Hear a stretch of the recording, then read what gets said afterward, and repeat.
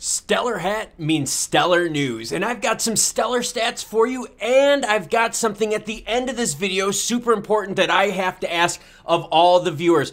And we're going to sprinkle in us a little Solana action. We're also going to talk about consolidation in the crypto space. Let's start it off with the heat map in Solana. First sitting at $9.85, under $10. This is the first time in 2 years that's happened. Down 10% last 24 hours. We're going to get into why. XLM, the highlight of the video, though, is sitting at 7.2 cents. I did a video earlier about whether Stellar has a better chance of getting to 5 cents or 10 cents. I'll have that linked at the end for those price people out there. But first, Solana. Solana slinks below $10 first time in nearly 2 years. Why? Well, this has to do with FTX, and NFT projects are bailing. There were two big NFT projects bailing on Solana, but the FTX thing has to do with this. The disgraced founder of FTX hyped Solana its ecosystem frequently for years.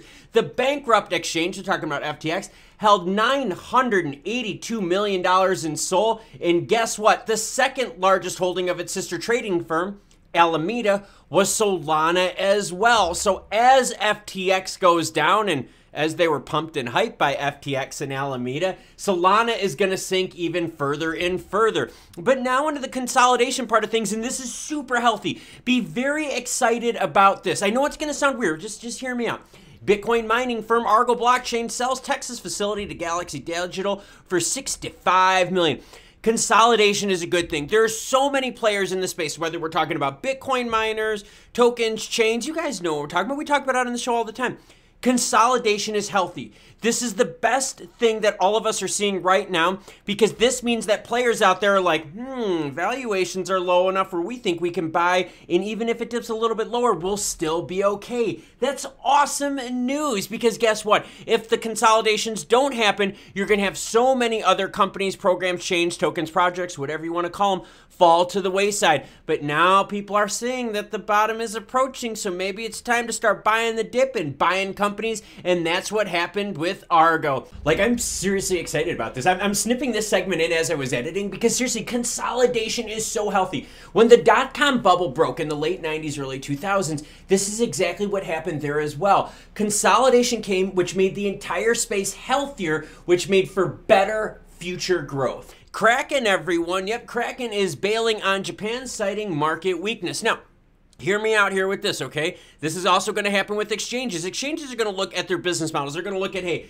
where we make money from product A, B, C, D, E, F, whatever, right? They're going to say, hey, if we don't make profit on product D or zone D, which in this case is Japan, let's just not do it anymore. This, again, is another good news because this is going to help out the balance sheets of these companies. It doesn't make sense for them to operate in arenas where they're not profitable. So we're starting to see the market turn over, and these are good things, everyone.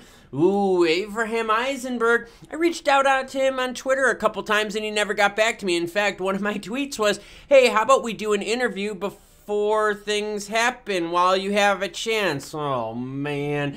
The Department of Justice used other words to describe Eisenberg's highly profitable trading strategy. If you don't know who this is the person that was behind the Mango market manipulation.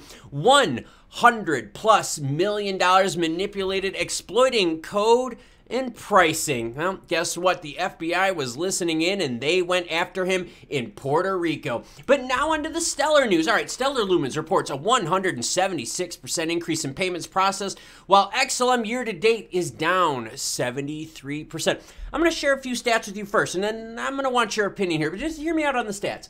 All right, network stats. Total assets up 73%. Total accounts up 17%. Over 1 million new accounts in 2022. Crypto winter? I think not. What about processed operations? Up 92% to 3.6 billion. In payments, this is the big one here that we should pay attention to because payments are key, right? If we want to start looking at like crypto, especially when it comes to things like Stellar, Ripple Labs, XRP, stuff like that, whether we're doing peer-to-peer payments or B2B payments, this is key. Up 176% for the year. All right, relevant assets, 1.87 growth. Now, relevant assets went down. Why? Because they're tightening their reporting criteria.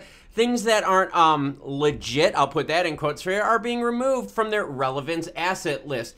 But this is what I have to ask you. Are you happy with the results of Stellar this year. I'm going to go back to this tear sheet right here on the screen, and I want you to think about this as you comment down below. Yes, there was a 176% increase in payments processed. Yes, we did find out that they're doing some really good stuff here with the UN, right? That's good news, right? But guess what? The price is down 73%. How much of that is Stellar's fault?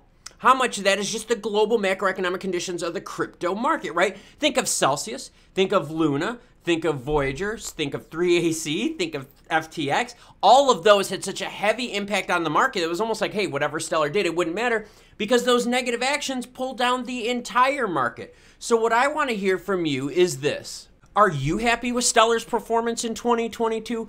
I get this. Now, there's several parts to this that I want you to answer when you comment down below. Now, we're talking about performance in partnerships, Stellar Development Foundation. What about performance in price? What about follow through the mission statement of helping the un and underbanked? Those are all the things that we have to decide.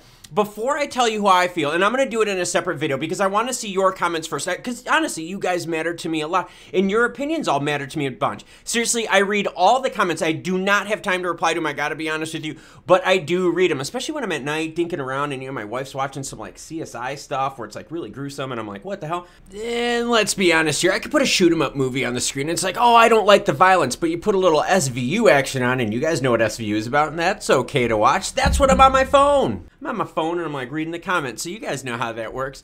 But seriously, let me know in the comments below what you think about Stellar and how they performed in 2022. Don't hold back either. If you don't like their performance, definitely comment. In fact, I'll tell you this. There was a tweet out there that happened after I showed you on those stats.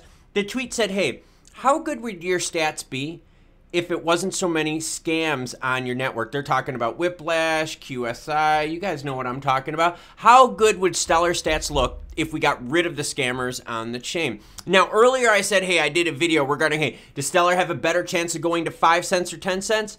That's this one right here. Check it out. Let me know what you think. And as more news breaks, I'll be sure to share it with you. Until then, you cool cats, have a great rest of your day.